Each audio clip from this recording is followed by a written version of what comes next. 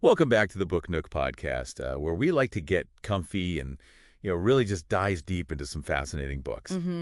So today, we're going to be taking a look at, we're going to be exploring a real classic, a Jane Austen classic, Yeah. Mansfield Park.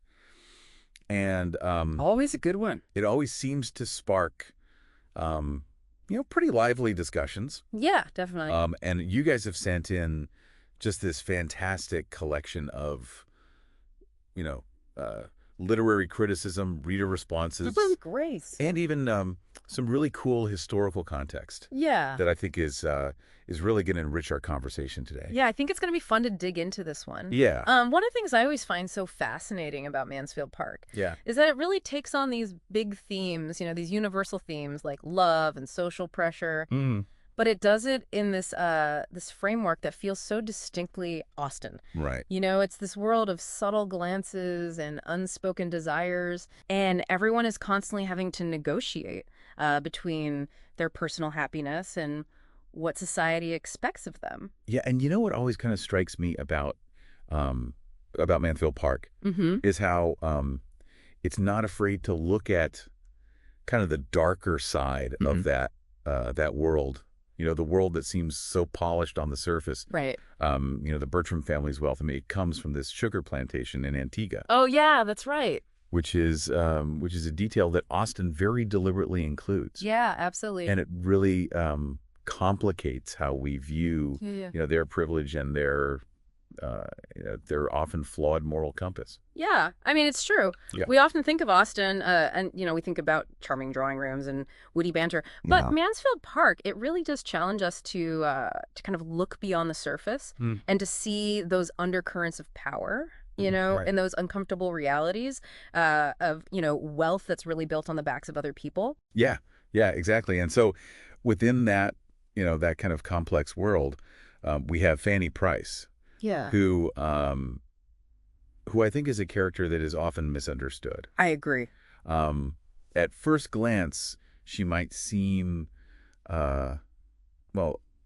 passive. Yeah. Especially when you compare her to some of Austen's other heroines. Right. Like your Elizabeth Bennets and your Emma Woodhouses. Yeah, I mean, people tend to label her, as timid or weak. But I think if we look closely at her actions, and at her inner thoughts, we start to see a different story. Right. Fanny observes everything, She understands the power dynamics that are at play. Yeah. And she navigates those dynamics with this kind of quiet strength that I think often gets mistaken for submissiveness. Yeah. And actually one of the sources that you sent over compared her to Jane Eyre. Oh, interesting. And Esther Summerson from Bleak House. Yeah. Which I thought was really insightful. I think that's a great comparison.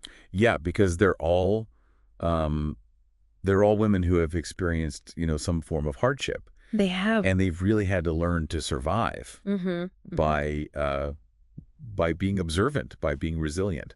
Yeah, they might not be the loudest, they might not be the most assertive. Right. But they all have this really strong, inner moral compass that guides them, that guides their actions. Absolutely, yeah. And it's interesting because while Jane Eyre and Esther Summerson eventually, find themselves in these positions of power. Relative power. Yeah. Fanny kind of remains in this precarious position throughout the novel. That's true.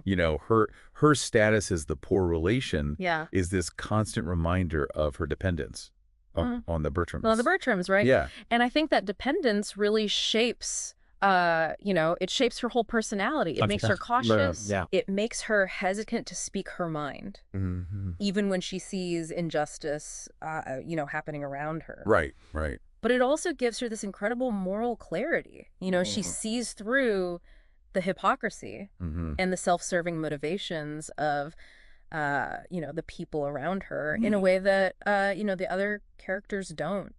Yeah, and it's like she's almost observing them. She is. She's like a silent observer, taking it all in. Yeah, absolutely. And you know what? If you're enjoying our deep dive into Mansfield Park, don't forget to hit that subscribe button. Yeah. And leave us a review. Absolutely. Let us know what you think. Yeah, it really helps other book lovers out there find the podcast and join the conversation. Yeah, join in on these fun discussions. Yeah, for sure. And speaking of fascinating discussions, we can't talk about Mansfield Park without addressing the elephant in the room. Yeah, the elephant in the room. Yeah, which is this surprising amount of attention given to sexual politics and desire in the novel. Yeah, it's interesting because people often associate Austen with, kind of these prim and proper romances. Right. But Mansfield Park, I mean, it gets surprisingly direct about the complexities of attraction and seduction and the very real consequences of those desires. Right. Yeah. And for example, in the source material that you sent me, it highlighted Mary Crawford's jokes. Oh, yeah. About rears and vices. Oh, that's right. Which would have been, incredibly scandalous for the time. Oh, yeah. Then there's, Tom Bertram's blunt comments. Oh, yeah. About marital dissatisfaction. Yeah, that's a good one. And even, Sir Thomas Bertram's attraction to Lady Bertram is kind of described in terms of, her beauty and her... It's all very deliberate on Austen's part. Oh, absolutely. I mean, Austen uses these seemingly small moments, to kind of expose those undercurrents of desire that are simmering beneath the surface of, this polite society. Yeah. It challenges the idea that, that these characters are all just concerned with propriety and good manners. I mean, they have desires, they have ambitions, right? That they're constantly trying to reconcile with societal expectations. Right, absolutely. And one of the most brilliant ways that that Austen explores these themes is through the play within a play. Oh yeah, Lover's Vows. Lover's Vows, right? And it's not just a frivolous diversion. It's not. No. It's really a mirror reflecting the character's true feelings and desires back at them. I love that. That's a great point. Yeah. The way the characters choose their roles, the lines they deliver, it all reveals something about their inner selves. Yeah. And it really foreshadows a lot of the drama that's going to unfold in the main plot. Right. Yeah. Like, for example, Mary Crawford's eagerness to play the role of the seductive Amelia. Oh, yeah. And Edmund's initial discomfort with the play's themes of adultery and social rebellion. Right, right. It's all there. It's all laid bare for the audience to see. And it's just so cleverly done. It's so clever, yeah. I mean, the play really becomes this catalyst for exposing all those hypocrisies and the hidden tensions within the Bertram family and their circle. Right. It's as if Austen is, using this this fictional world to really dissect the anxieties and desires of her own society. Yeah, and that's what makes Mansfield Park so endlessly fascinating. I agree. It operates on all these multiple levels. It does. It's a romance. It's a social commentary. It's a psychological study of characters who are grappling with their own desires and limitations. Yeah, it's all those things. And it's all wrapped up in Austen's signature wit and sharp observation. Exactly. And within that that complex tapestry of characters and themes, we have Mary Crawford, right, who I think is one of Austen's most intriguing creations. Yeah. She's beautiful, she's witty, cute, she's seemingly everything that a traditional Austen heroine should be. Right. But she's not the one who wins Edmund's heart. Right. In the end. And that's what's so captivating about her. I think so. She challenges our expectations. She does. She's kind to Fanny. She is. And she has this really sharp awareness of social injustices. But she also displays these morally ambiguous traits. She does. That ultimately make her an unsuitable match for Edmund. Right. In his eyes and perhaps in the eyes of Austen's society as well. Yeah, one source even called her the shadow heroine of the novel. Oh, interesting. Yeah, suggesting that her forwardness and her sharp wit might have been celebrated in a different era. Yeah. But in the early 19th century, right, those qualities could be seen as flaws, especially for a woman of her social standing. Right. Yeah. It's almost as if Austen is using Mary to critique the limited roles that were available to women in her time. I think so. You know, she gives her intelligence and she gives her a voice, but ultimately kind of punishes her for not conforming to those those very narrow expectations of what a good woman. A good woman should be. Yeah, absolutely. And that tension. Yeah. You know, that tension between societal expectations and individual desires, that's really at the heart of Mansfield Park. It is. And that's what makes it, such a compelling and thought-provoking read, even centuries later. Yeah, absolutely. You know, and it's interesting because with Mary Crawford, she really forces us to confront our own biases as readers. Right. You know, we tend to gravitate towards those characters who fit our modern sensibilities. Yeah. And in many ways, Mary is a lot more relatable to us than Fanny is. Right. Yeah, she's independent. She's outspoken. He is. She's willing to challenge the status quo, which are all qualities that, that we often admire in contemporary heroines. Absolutely. But in Austen's time, those very qualities could be seen as dangerous. Right. Especially for a woman, Mary's wit and her kind of flirtatious nature. Those things might be charming to modern readers. Yeah. But they would have made her a very risky prospect for Mary's in the early 19th century. Yeah. Yeah, absolutely. And that kind of brings us to Edmund Bertram, Fanny's cousin, and the man who ultimately captures her heart. Yeah. Now, on the surface, Edmund seems like, the perfect Austen hero. He's moral, he's principled. He seems, devoted to Fanny. Right. But the sources that you sent over, they kind of paint a more complex picture. They do. Yeah. He's often held up as Fanny's champion. But I think if we look closely at his actions, and really at his motivations, we start to see, some cracks in that perfect facade. Definitely. I mean, for example, he can be incredibly judgmental. He can, especially towards Mary. Yeah. He's constantly criticizing her for her opinions, for her behavior. Right. And it's like, he seems to hold her to this completely different standard than he holds himself. Yeah. Right. And let's not forget his his decision to pursue a career in the clergy. Right. One of the sources actually pointed out the hypocrisy of that choice, given his own less than saintly behavior throughout the novel. Exactly. It's like, he's more concerned with appearances than with genuine virtue. It is. And it's like he wants to be seen as this, moral, upstanding clergyman. Yeah. But his actions often contradict his words. They do. Yeah. And then there's, there's his relationship with Fanny. Right. It's clear that he cares for her, but his feelings are often very ambiguous. They are. Yeah. He doesn't seem to truly appreciate her. Right. Until after he's been rejected by Mary. Yeah, that's a good point. Which kind of raises the question, is he marrying Fanny out of genuine love? Right. Or is it more of a consolation prize? Consolation prize, yeah. After failing to win, the woman that he truly desired. Yeah, and I think that question, that's a question that has sparked just endless debate. I bet. Among Austen scholars and readers, Some people see Edmund as this fundamentally good man who's just, blinded by his infatuation with Mary. Right. But other people view him as a much more flawed and self-serving character. Yeah, it's really a testament to Austen's skill as a writer. It is. That she can create these characters who are so multifaceted and open to interpretation. Yeah. There's no easy answer when it comes to Edmund. There isn't, no. And that's what makes him such a fascinating figure to analyze. To analyze, absolutely. And I think that complexity really extends to the novel as a whole.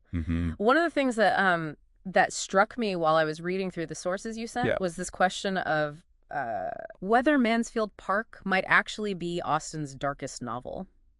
That's a bold claim. It is. But, when you consider the source material, it's hard to ignore those kind of unsettling undercurrents that run beneath the surface of the story. Right, exactly. I mean, we've already talked about the Bertram family's wealth and how it's tied to slavery, but there are all these other elements that kind of contribute to this sense of darkness. Yeah, yeah. Like, for example, the sources highlighted Lady Bertram's, Yeah. her constant state of languor. Yeah. And one source Right. even raised the possibility that she might have been using substances Oh, wow. to maintain that kind of detachment from reality. Interesting. Yeah, it's a theory that makes you kind of re-examine certain scenes Right. with Yeah. with a fresh perspective. With a fresh perspective, right. And then there's the question of Tom Bertram's Yeah. relationship with the gamekeeper, Right. Yeah. which is, it's hinted at, Yeah. but never fully explored. Right. Yeah. And these are all details that that really add this layer of complexity and ambiguity They do. to the world of Mansfield Park. They do, yeah. It's not just this light and charming romance. Right.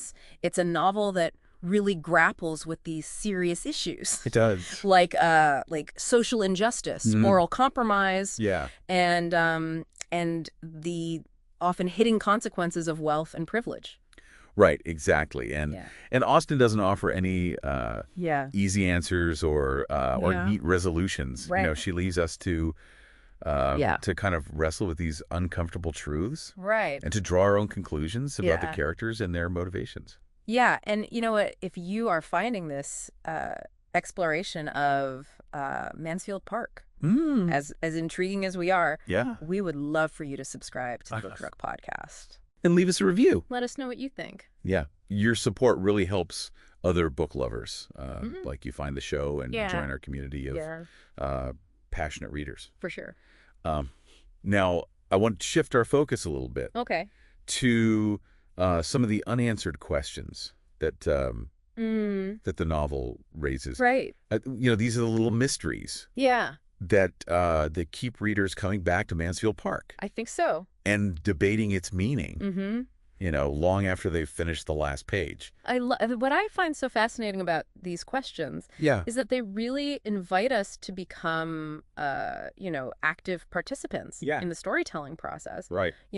Austen gives us the clues, but she leaves it up to us to kind of piece them together and to come up with our own interpretations. Right. It's like she's inviting us to join her. He is. In this literary puzzle. And that's what makes reading Mansfield Park such a rewarding experience. Absolutely. It's not just about passively consuming the story. Right. It's about actively engaging with it and drawing our own conclusions based on the evidence that Austen provides. Right. So let's dive into some of these intriguing questions. Yeah. The first one that really stood out to me from your sources was the nature of Tom Bertram's relationship with the gamekeeper. Right. Now we know that Tom is a bit of a wild card. Yes. He's irresponsible. He enjoys gambling, often disregards social conventions. Right. And his connection to the gamekeeper is presented in this way that really leaves much to the imagination. It does, yeah.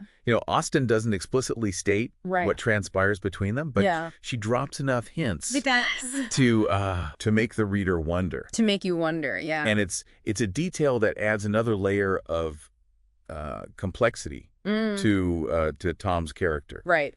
And it also raises these questions about the social dynamics at play in the novel. Right. How much freedom did men like Tom have to flout societal norms? Right.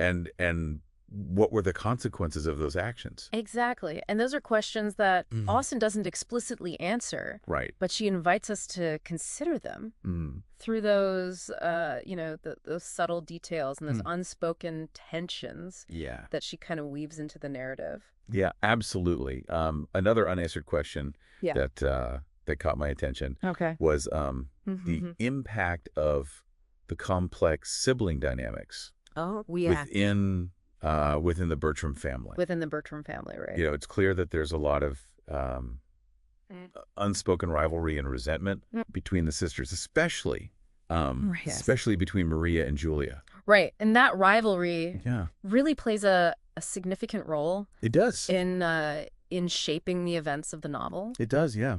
It influences their romantic choices. It influences their relationships with Fanny. Right. And ultimately, it influences their destinies. Yeah, but Austen never fully unpacks the root of that rivalry. Right. We're left to wonder We are. what childhood experiences or family dynamics contributed to the tension between the sisters. That tension. Yeah, and it's another example of how Austen gives us just enough information to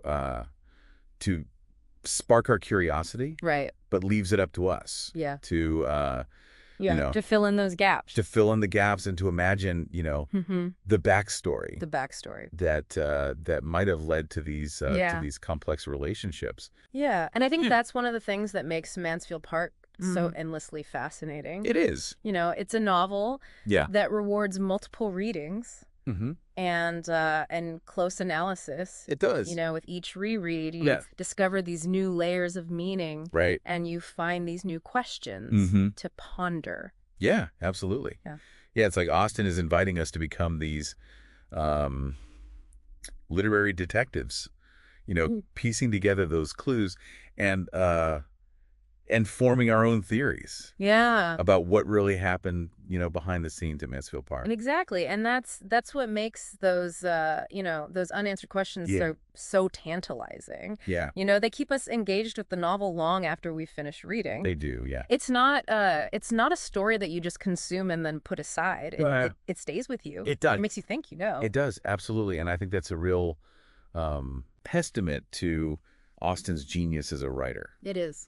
She was able to create this world that feels both real and imagined, a world that's full of, recognizable human emotions and motivations, but also infused with this sense of mystery and intrigue. Absolutely. It's a world that invites us to explore not only the lives of the characters, but also the complexities of the society in which they lived. Right. Yeah. Austen was such a master He was. of social commentary, and Mansfield Park is no exception. Absolutely not. I mean, she uses the novel to really critique the hypocrisies, the prejudices, the often unspoken rules that really governed life in early 19th century England. Yeah. And she does it all with her signature wit and subtle irony. Right. And what's remarkable is that those themes still resonate with us today. I think so. We might not live in the same world as Austen's characters, but we still face many of the same challenges. We do. The pressure to conform to societal expectations. Yeah. The struggle to find love and happiness. Right. The complexities of family relationships. It's all still relevant. Yeah. So even though Mansfield Park was written, over 200 years ago, it still has something to say to us. It does. As modern readers. Absolutely. It challenges us to think critically about the world around us, to question our own assumptions, and to really examine the ways in which history continues to shape, our present. Absolutely. And that's what makes this deep dive into Mansfield Park so rewarding. It is. It's not just about revisiting a classic novel. Right. It's about using that novel as a lens through which to view our own lives and our own society. I love that, it's about recognizing the enduring power of storytelling. Right. To connect us across time and space, to make us think, to make us feel, and to remind us that that the human experience is both universal and infinitely complex. Yeah, and it's about embracing the ambiguity, the unanswered questions, the multiple interpretations that great literature offers us. It's true, because sometimes the most satisfying answers are the ones that that we arrive at on our own through careful reading, through thoughtful reflection, and an open-minded discussion. Yeah, absolutely. And I think that's what Jane Austen would have wanted. I think so. For her readers, to engage with her work on a personal level. On a personal level, right. To find their own meaning in her story. Yeah. And to carry those insights with them into the world. I love that. Yeah. So as we as we wrap up this deep dive into Mansfield Park, I want to encourage you to continue exploring the novel on your own. Reread those passages that intrigued you. Discuss your theories with fellow readers. And don't be afraid to embrace the mystery and the complexity. The complexity that Austen offers us. Absolutely. And if you're looking for a way to really deepen your understanding of Mansfield Park, I highly recommend revisiting those sources that you shared with us. Yeah, they offer such a wealth of insights and perspectives. Yeah, really do, that can really enrich your reading experience. Absolutely. And if you enjoyed this episode of the Book Nook podcast, we would love for you to subscribe and leave us a review. It helps other book lovers like you find the show. It does. And join our community of passionate readers. Yeah, thank you guys so much for joining us on this literary journey. Yeah. Thank you. It's been a pleasure exploring the world of Mansfield Park with you. It has. And don't forget to check the link in the description to get your own copy of Mansfield Park. Yeah, check it out. We'll be back soon with another deep dive into a literary treasure. But until then, happy reading.